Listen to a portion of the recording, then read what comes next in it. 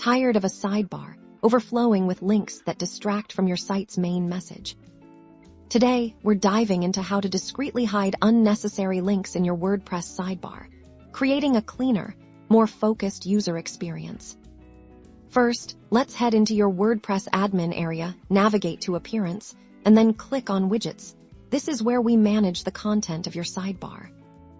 You'll see different widget areas. We'll typically be working with your main sidebar widget area. The easiest way to hide links is by using the text widget if you don't already have a text widget containing your links.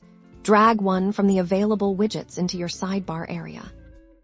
Now, within this text widget, you can add your links as you normally would, using basic HTML for emphasis if you wish, however. The trick to hiding them completely lies in what we don't do. For links that you want to be available but not immediately obvious, simply add them as plain text with the hyperlink applied. Don't add any bolding, italics, or excessive spacing around them that would draw immediate attention within the sidebar. So, if you have a link for a specific internal page that isn't a primary navigation item, you can embed it directly within a relevant sentence in your text widget, for example. If you have a paragraph about your services, you can discreetly link a phrase like, "Learn more about our premium packages," within that paragraph.